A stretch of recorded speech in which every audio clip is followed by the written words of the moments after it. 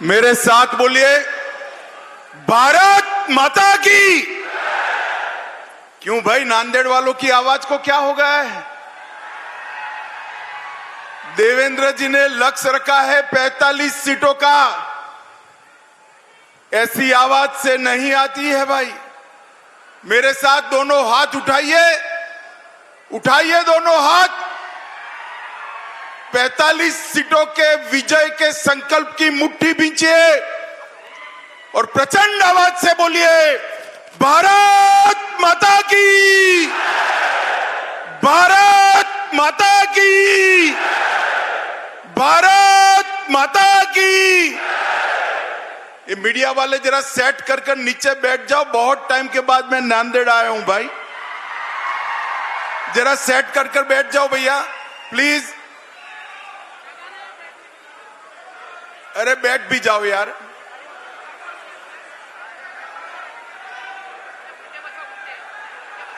बैठ जाओ, बैठ जाओ।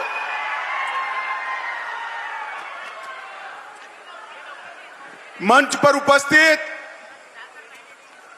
महाराष्ट्र के दिग्गज नेता, जिन्होंने अपने मुख्यमंत्रित्व के काल में महाराष्ट्र को देश में एक नंबर पर लाने के लिए बहुत बड़ा प्रयास किया, ऐसे हमारे नेता श्री देवेंद्र फडणवीस जी, महाराष्ट्र भारतीय जनता पार्टी के अध्यक्ष भाई चंद्रशेखर बावनकुळे जी, श्री भगवतराव कराड़ जी, आज जिनके निमंत्रण पर मैं आया हूं, ऐसे प्रताप राव पाटिल चिखलीकर जी,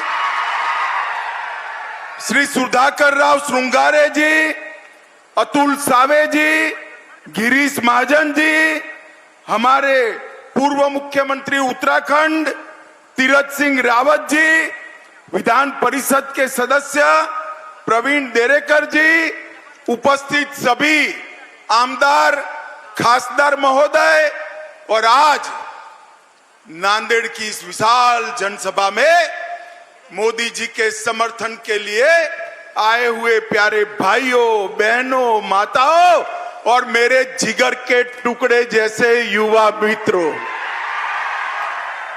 मित्रों, सबसे पहले मेरे साथ शिवाजी महाराज के नाम का जयकारा लगाएंगे। बोलिए मेरे साथ, जय जय जय जय जय भवानी, जय जय जय जय जय शिवाजी। मित्रों, आज जब मैं नांदेड़ की इस पवित्र भूमि पर आया हूं, महाराज छत्रपति महाराज शिव छत्रपति का राज्याभिषेक का 350वां वर्ष है। मैं शिव छत्रपति को मनपूर्वक प्रणाम कर मेरी बात की शुरुआत करना चाहता हूं। ये नांदेड़ की भूमि सचखंड साहेब हजूर साहब की भूमि है।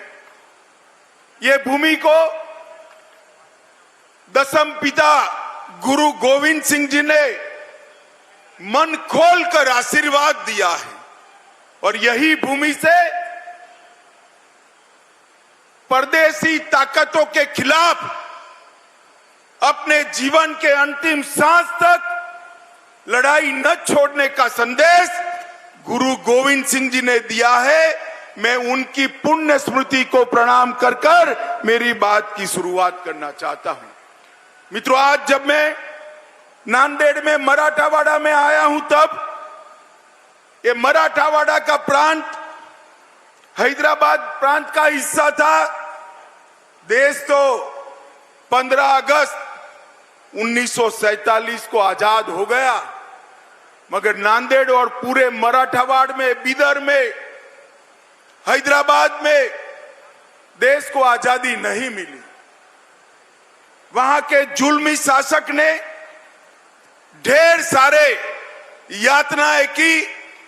स्वामी रामानंद तीर्थ के नेतृत्व में इसके खिलाफ आंदोलन हुआ और भारत के लौह पुरुष सरदार वल्लभ भाई पटेल ने पुलिस एक्शन लेकर 17 सितंबर 48 को हमारे इस मराठा वाड़ को आजाद करने का काम किया था।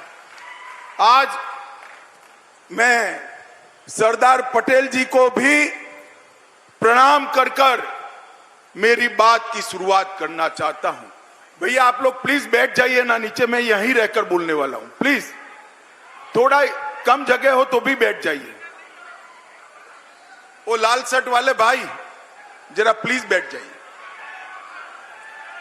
मित्रों, आज भारतीय जनता पार्टी की सरकार, एनडीए की सरकार और मोदी जी के नेतृत्व वाली सरकार के 9 साल पूरे हुए हैं।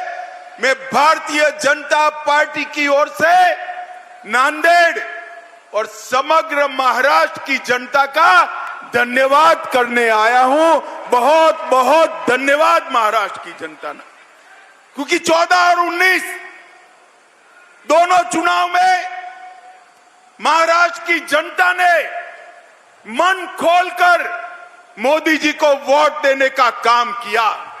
मन खोलकर यहां से खासदार भेजे और इसी का परिणाम था कि मोदी जी 2/3 बहुमत के साथ, पूर्ण बहुमत के साथ सरकार बनाए और 9 साल तक देश पर विकास क्या होता है इसका परिचय कराया। मोदी जी के 9 साल, ये 9 वर्ष भारत गौरव के 9 वर्ष। मोदी जी के 9 वर्ष भारत के विकास के उत्कर्ष के 9 वर्ष। मोदी जी के 9 वर्ष गरीब कल्याण के 9 वर्ष। मोदी जी के 9 वर्ष भारत को सुरक्षित करने के 9 वर्ष है। और मित्रों, 10 साल के सोनिया मनमोहन के शासन के बाद जब मोदी सरकार आई तब सभी क्षेत्रों में आमूलचूल परिवर्तन किया। मैं आज महाराष्ट्र की जनता को याद कराने आया। याद करिए सोनिया मनमोहन सरकार, जिसमें शरद पवार साहब भी थे। ये 10 साल सबसे भ्रष्ट सरकार चली। 12 लाख करोड़ के घपले, घोटाले, भ्रष्टाचार करने वाली सरकार यूपीए की सरकार थी। और 9 साल तक प्रधानमंत्री नरेंद्र मोदी बने, एनडीए की सरकार चली। 9 साल में हमारे विरोधी भी हम पर भ्रष्टाचार का एक भी आरोप नहीं लगा सकते। हमने पारदर्शी सरकार देने का काम किया है। 9 साल के अंदर मोदी जी ने देश को सुरक्षित किया। अगले 10 साल याद करिए, आए दिन पाकिस्तान से आलिया, मालिया, जमालिया घुस जाते थे, देश में बम धमाके करते थे, आतंकवादी घटनाएं करते थे और हमारे जवानों के सर काट कर ले जाते थे, मगर मनमोहन सिंह के मुंह से दिल्ली में ऊफ नहीं निकलता। मोदी जी आए, उरी और पुलवामा किया। 10 ही दिन में सर्जिकल स्ट्राइक और एयर स्ट्राइक कर पाकिस्तान के घर में घुसकर आतंकवादियों का सफाया करने का काम नरेंद्र मोदी जी ने किया। ये 10 साल जो थे भारत में गरीबी बढ़ाने वाले 10 साल रहे। नरेंद्र मोदी जी के 9 साल के अंदर अभी अभी देवेंद्र जी ने बताया, ढेर सारे गरीब कल्याण के काम।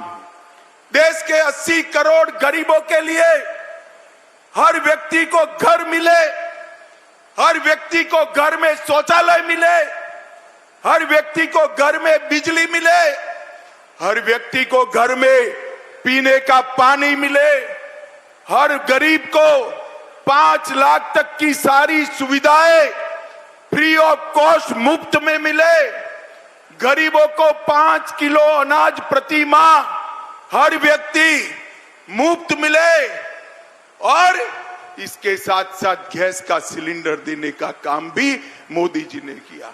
मैं पूछना चाहता हूं राहुल बाबा, आपने 4 पीढ़ी तक शासन किया, 4 पीढ़ी तक। जवाहरलाल नेहरू जी इंदिरा जी, राजीव गांधी और सोनिया मनमोहन की सरकार अगर 4 पीढ़ी में आप शौचालय नहीं पहुंचा पाए, घर नहीं दे पाए, गैस नहीं दे पाए, मुफ्त अनाज नहीं दे पाए, तो आपने गरीबों के लिए क्या किया? सच अर्थ में आजादी के बाद गरीबों के कल्याण का काम केवल और केवल देश के नेता और हमारे प्रिय प्रधानमंत्री नरेंद्र मोदी जी ने किया। नरेंद्र मोदी जी ने किया। हर क्षेत्र के अंदर मोदी जी ने देश को आगे बढ़ाया है। देवेंद्र जी ने ढेर सारी बात करी है। मोदी जी ने 11 करोड़ किसानों को 6,000 रुपया प्रति साल दिया। देवेंद्र जी ने और एकनाथ शिंदे ने उसमें 6,000 रुपया और जोड़ा और देवेंद्र जी ने यहां पर जलयुक्त शिवार योजना को भी चालू करने का काम किया। भाइयों बहनों, आज मैं आपको पूछने आया हूं, इतने सालों तक कांग्रेस की सरकार थी।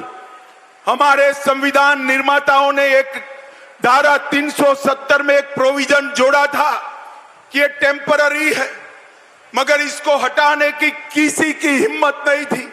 मुझे नांदेड़ वाले बताए, धारा 370 हटनी चाहिए या नहीं हटनी चाहिए? जोर से बोले, हटनी चाहिए या नहीं हटनी चाहिए? एक कांग्रेस, एनसीपी, सपा, बसपा, ममता कोई हटाना नहीं चाहता था, वोट बैंक की लालच करते थे। नरेंद्र मोदी दूसरी बार प्रधानमंत्री बने। मोदी जी ने 5 अगस्त को कलम के एक झटके से धारा 370 को समाप्त कर कश्मीर को हमेशा के लिए भारत का हिस्सा बना दिया। और राहुल बाबा, शरद पवार, सभी लोग विरोध कर रहे थे। कहते थे आसाम में, कश्मीर में खून की नदियां बह जाएगी। राहुल बाबा, खून की नदी छोड़ो, किसी की कंकर चलाने की भी हिम्मत नहीं हुई है। कंकर चलाने की ये नरेंद्र मोदी सरकार है।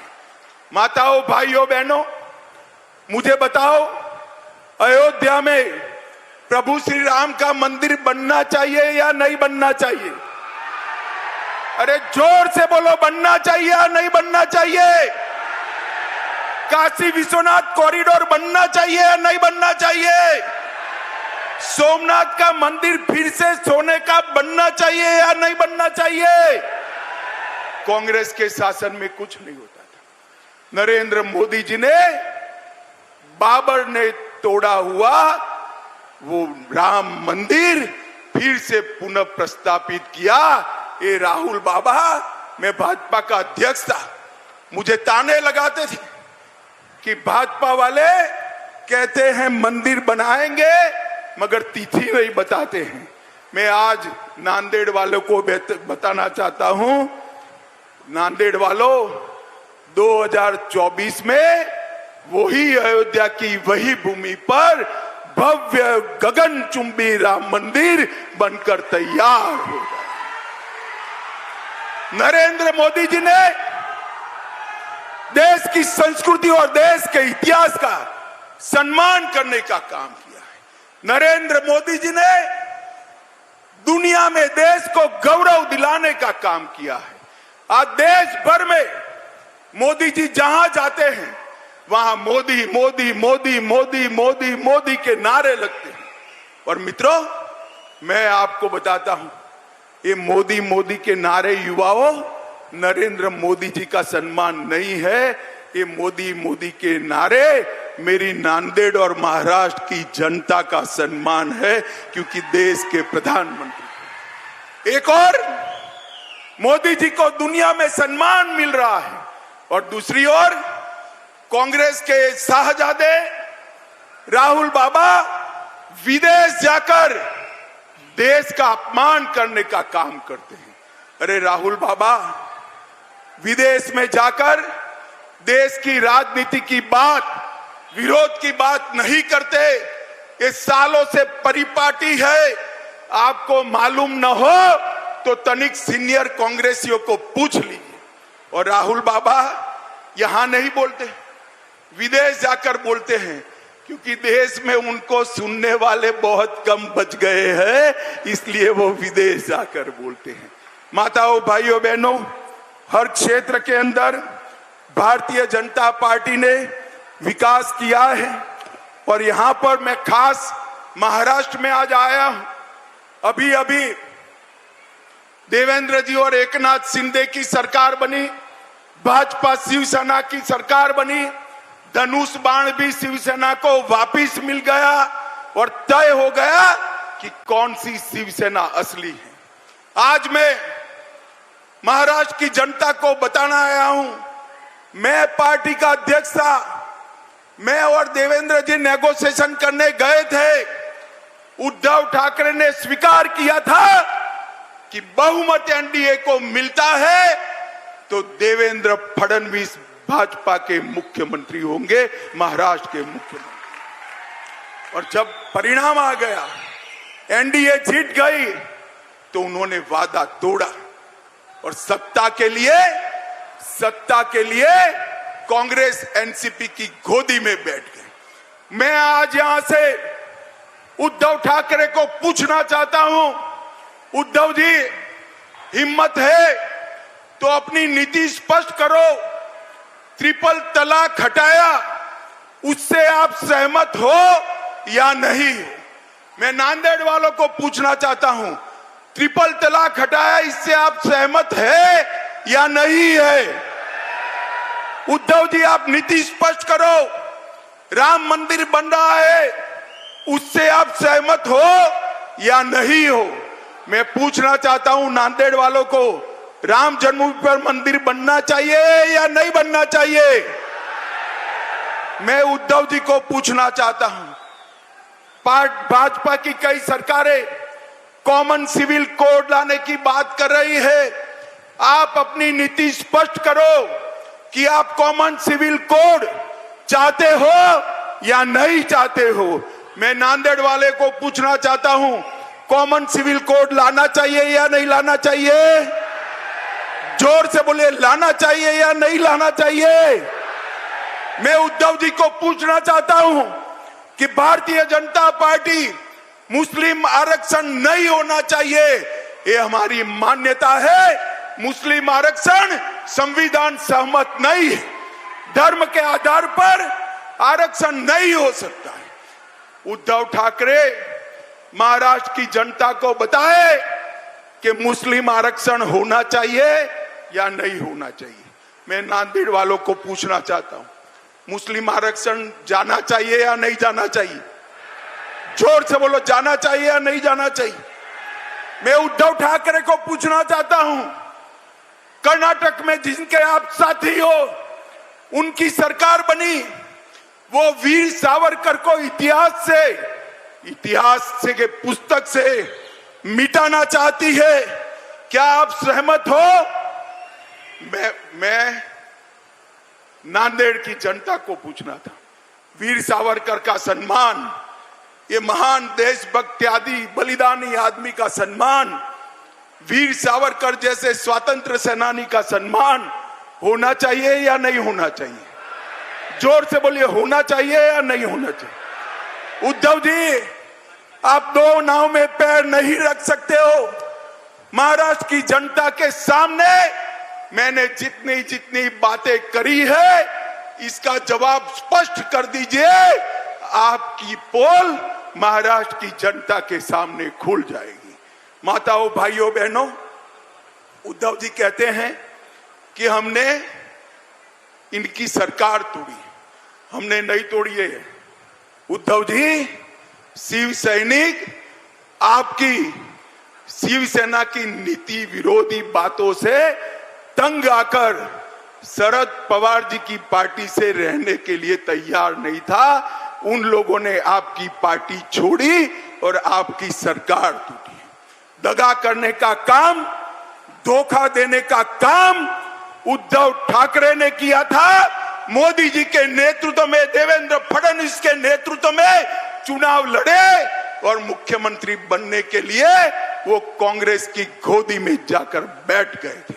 माताओं, भाइयों, बहनों, ये 24 का जो चुनाव आना है, ये चुनाव जो आएगा, इसमें आपने फैसला करना है कि इस देश का प्रधानमंत्री कौन बने, मोदी जी बने या राहुल गांधी बने।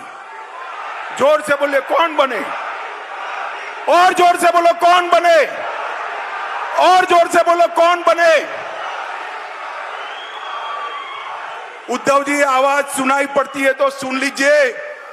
आप वहां रहकर औरंगाबाद का नाम बदलने का समर्थन नहीं कर सकते, उस्मानाबाद का नाम बदलने का समर्थन नहीं कर सकते, और अहमदनगर का नाम बदलने का भी समर्थन नहीं कर सकते हो। आपने महाराष्ट्र की जनता के सामने आपका स्टैंड स्पष्ट कर देना चाहिए।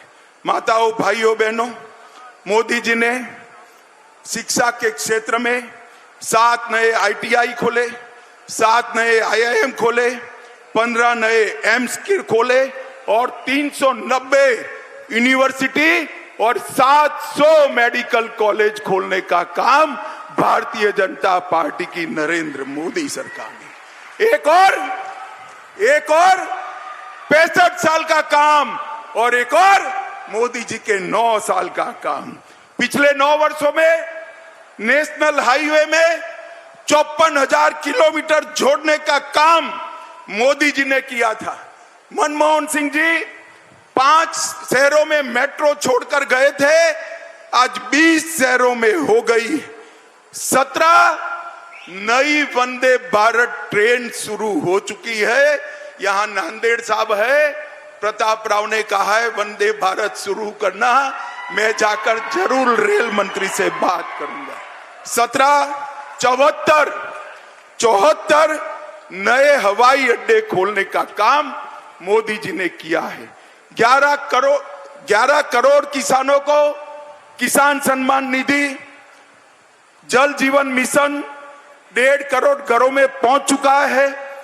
लगभग 60 करोड़ लोगों को आयुष्मान भारत योजना, लगभग 11 करोड़ शौचालय, 60 करोड़ लोगों को मुफ्त अन्न और देश में 13 करोड़ लोगों को नए गैस के सिलेंडर देने का काम भारतीय जनता पार्टी की सरकार ने किया। माताओं, भाइयों, बहनों, स्टार्टअप की बात हो, अंतरिक्ष के लिए नई नीति बनाने की बात हो, व्यापार बढ़ाना हो, दुनिया में से उद्योग यहां लाना हो, नौकरियों के मौके बढ़ाने हो, हर क्षेत्र में मोदी जी ने जो कांग्रेस 4 पीढ़ी में नहीं कर पाई वो नरेंद्र मोदी जी ने किया है। और सबसे बड़ा काम किया है, मोदी जी ने हमारे भारत को दुनिया में सम्मान दिलाने का काम किया है। सम्मान, दुनिया भर के राष्ट्राध्यक्ष कोई मोदी को बॉस कहता है, कोई पैर छूता है, कोई ऑटोग्राफ मांगता है, कोई उनका समय मांगता है। ये सम्मान भारत को मोदी जी ने दिलाया है। भारत का परचम समग्र दुनिया में लहराने का काम नरेंद्र मोदी जी ने किया है। और अंत में मैं एक बात कहना चाहता हूं, भाइयों बहनों, बताओ, ये हजारों की संख्या में बैठे हुए लोग, 50,000 से ज्यादा जनमेदनी है, मुझे बताओ, सबका कोविड का टीका, कोविड का वैक्सीन का दोनों डोज हो गया है या नहीं हो गया है? हाथ ऊपर करिए, हो गया है या नहीं हो गया है? 1 पैसा देना पड़ा है क्या? 1 पैसा देना पड़ा है? मोदी जी ने कॉफी पिलाकर सबको वैक्सीन दे दिया। और दूसरी ओर उद्धव जी ऑफिस भी नहीं जाते थे और राहुल बाबा कहते थे तो मोदी वैक्सीन है, मत लो। जब देखा कि सब लेने लगे तो रात के अंधेरे में जाकर खुद उन्होंने टीका लगा दिया। मोदी जी ने 230 करोड़ वैक्सीन के डोज देकर भारत की जनता को कोविड से सुरक्षित करने का काम देश के प्रधानमंत्री नरेंद्र मोदी जी ने किया है। भाइयों बहनों, मुझे बताओ, 24 के चुनाव को 1 साल बचा है। आप क्या चाहते हैं? मोदी जी की सरकार फिर से चाहते हैं क्या? अरे जोर से बोलो, चाहते हैं क्या? नांदेड़ से कमल खिलाकर मोदी जी के पास भेजेंगे क्या? महाराष्ट्र में 45 से ज्यादा सीटें जीतेंगे क्या? नरेंद्र मोदी जी को फिर से प्रधानमंत्री बनाएंगे क्या? तो मेरे साथ दोनों हाथ उठाइए, उठाइए दोनों हाथ और बोलिए जय जय जय जय जय शिवाजी, जय जय जय जय जय भवानी, भारत माता की, भारत माता की, भारत माता की, वंदे।